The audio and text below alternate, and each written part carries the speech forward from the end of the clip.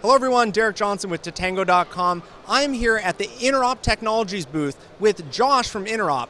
And I asked him to sit down with me because yesterday the GSMA had a seminar on RCS business messaging, and we couldn't film there, but Josh actually was there. They sponsored it and you presented, right? Yes. Yeah, I presented at the event. It was a great event. Okay, so everybody on YouTube is wondering what happened at this event. So run through everything that happened at this event. Sure. You know, one of the things I would say would be very telling is, one is the room was completely full. They had an annex and an overflow that was full of people. So that shows me that from whether it be operator, from an industry or ecosystem, there's a ton of interest this year in RCS, which has been great. You know, we've seen it from whether it be operators we're engaging with to, you know, the traditional RFI, RFQ, all those types of things. There's, 2019 is going to be the year for RCS. And I guess before we get into it, since we're at the Interop Technologies booth, what is Interop Technologies? Sure. Interop's been involved in messaging from our inception. So we, at our core, are a messaging vendor. If you know much about kind of that core technology, you know, SMSCs, MMSC, the first product that I developed at Interop was actually a A2P gateway, where we connected to, you know, aggregated the aggregators, then connected to many mobile operators. So for us, it was a natural extension, and we've been involved in RCS all the way back when it was RCS and it was join, and everybody was launching, and they had the join pins and everybody walking around with them. We stayed in there, continued to develop the platform to where we provide infrastructure for mobile operators. So we provide the IMS core, the RCS application servers, the chatbot platform to manage and develop all these chatbots, as well as interconnect hubs to interconnect to other mobile operators. So for my mother that's watching, essentially kind of what I heard is for smaller carriers that maybe don't want to do all the heavy lifting of initiating and building RCS, you're kind of providing an out-of-the-box solution for them to add RCS to their network.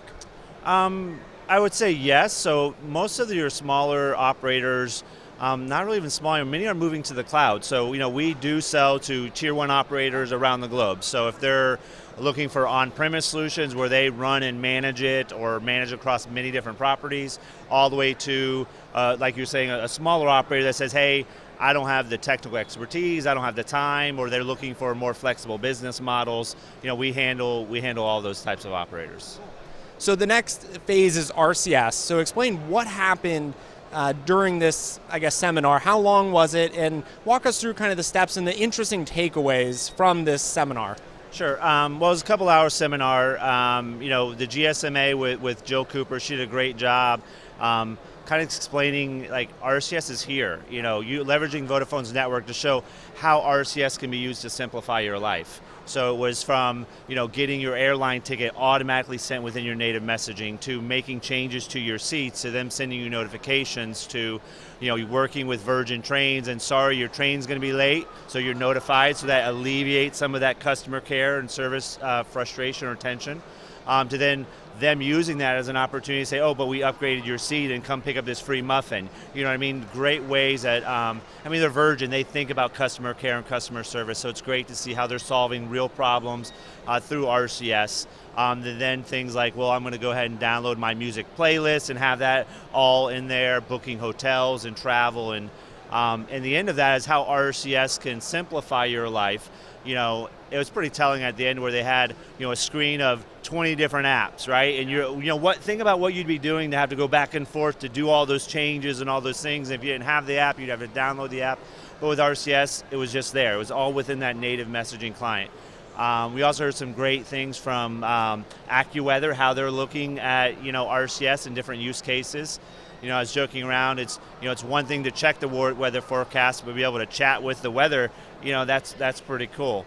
But they're using it for very personalized things to say, hey, you know, it's going to be, you know, they mentioned Barcelona, hey, it's going to be snowing there, make sure you're prepared. So it's beyond just, hey, the weather is going to be 42. It's like they're starting to have a more personal relationship with their subscriber base using something like RCS. It's great to see Pecha from the Deutsche Telekom there. He's one of the leaders and pioneers here, and we love to see the investment and the activity from big operator groups like T-Mobile and what they're doing and moving. And when they move, industries move. So that's really great to see that activity there. And then there are some other use cases which are pretty cool around serving the underbanked through RCS. Being able to do micro payments and other things that RCS can enable. But what I spoke upon on RCS was a couple things.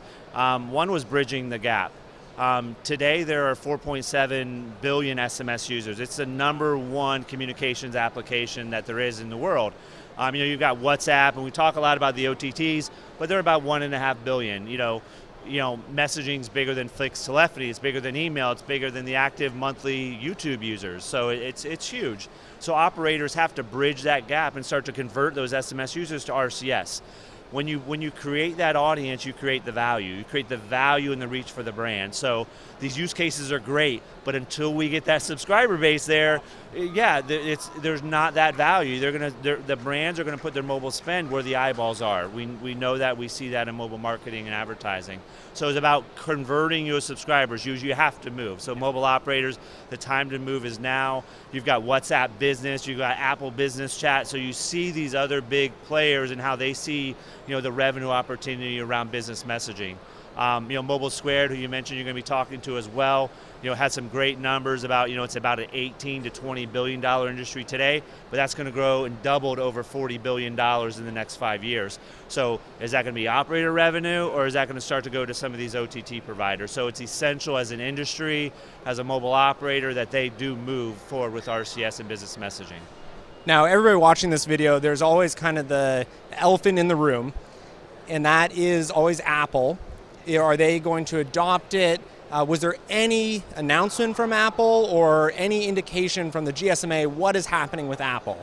Well, we did hear that they are meeting with Apple here, so that you're getting the key operators, these large group operators, operators where there's a large Apple penetration. If you look at some markets in Germany as an example, or you look in the US where there's 45% or so iOS users, it's very important for Apple in those markets. So there's a lot of drivers in regions. SMS does have a shelf life. At some point, it's going to be sunsetted, and Apple needs some interoperability between RCS, or Android, I would say, and that would be RCS. GSMA and the 5G, they've stated that RCS is the messaging technology for 5G, which we thought was huge. We're pushing it, we're yelling about it, but are we putting it in the standards? Maybe we learned from our mistakes in 4G where it should have been RCS, and now in 5G it is. So that's great. So there nothing as far as an announcement, but there's a lot of pressure on Apple to have something like RCS to interoperate with Android messages, and Samsung, which is all based upon RCS. And what about carrier adoption? Were there any carrier announcements? Because I know people were interested in Verizon maybe coming out and saying they're supporting something or rolling out something. Was there any carrier announcements? Well, what we actually saw from Verizon at the beginning of the year was they did announce on the Pixel devices that they were going to be launching RCS. So, and at the last Messaging Labs in New Jersey, they mentioned that their goal was to have RCS live Q1 and then A to P live by summertime. So I don't know if those dates have slipped or if they're still marching towards that. But for them to publicly announce that, that puts a lot of pressure on the rest of that region and really to the globe to say, hey, all the tier ones in the US are launching, major operators that, and then to see the use cases that are coming out of the US is really creating a lot of momentum and a lot of excitement in the space. Another elephant in the room is pricing. I know Vodafone has put some pricing out there. Did we hear anything about pricing models or the actual price of RCS, or did they even touch on that at that meeting? They haven't touched on it. As we go to these different events, as they're hosted by GSMA, they have all the legalese and the things they need to adhere to. But what we're hearing from analysts, or when you look at the reports, is that it's going to have a premium over SMS. It's conversational, so there's going to be more usage. But we also don't want to, when you talk to the brands, they say, I want to use a technology and platform that allows me to have a conversation, engage with my subscribers. I don't want to be to the point where it's like, oh, I got to kill the conversation because I reached a certain number of messages, or it's no longer an ROI there. So I think we have to be smart and intelligent, and I think they're doing the right thing and they're taking it slow. They're understanding the usage. This is completely new compared to SMS, which is really just a one-way communication. This is now instant messaging. It's now communication. There's files, there's location. So it's a much richer experience, and we do need to take that data, realize what the value is, and then charge appropriately to not inhibit growth. Sounds like a lot went on. Was there anything else at the meeting that our YouTube subscribers need to know? I would say as mobile operators look to RCS, they need to look at it in what is the long road? If this is going to be my platform for not just A to P or the net, it's not SMS plus, it truly can become a platform of innovation. Once you start working into, adding carrier billing to it, so now the carrier can start having transactions upon it. Once you start looking to look, RCS gives you the location of the subscriber, gives you the availability, the handset that you're using. This is very valuable information. You can create some very unique use cases around it. Think about integrating things like voice and video, so it truly could become this platform where operators start to expose their assets, their network through APIs to create new use cases. We've been talking about that for a long time, but I really think RCS helps get them there. So they need to look at the long-term vision as to making an investment today for a platform of innovation that allows me to climb the value stack, climb the ecosystem, and really create what I would say is a next generation of value-added services. Now, one last question. Everybody has been saying for the last 10 years, this is the year of RCS. This is the year. That was another theme, I think, at the GSMA Lab, which was on Sunday.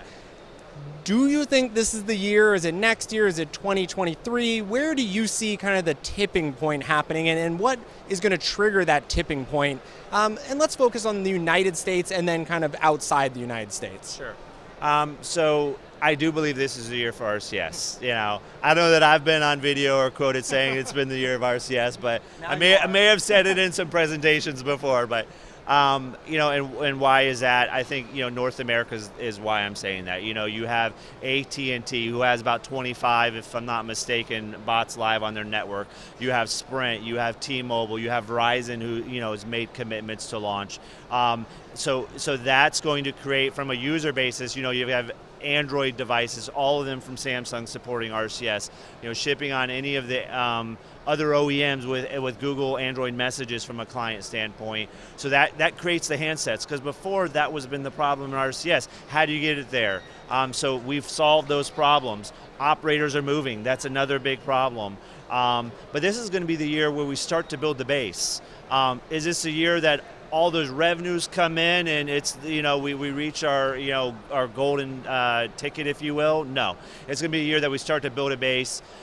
From different analysts, everywhere from 1 billion users this time next year to 800 million users this time next year. So I think if we, at the end of this time next year, we're talking and there's 1 billion active users, we're at that point we're Facebook Messenger from that standpoint. At that point we're nearing WhatsApp with 1.5 billion, and to me that is a tipping point. Once you reach the 1 billion, you've got mass adoption, you've got market. Now Apple's listening. They say, hey, there's something here. I've got to do something. I've got to support that from that standpoint. 1 billion users is a massive market.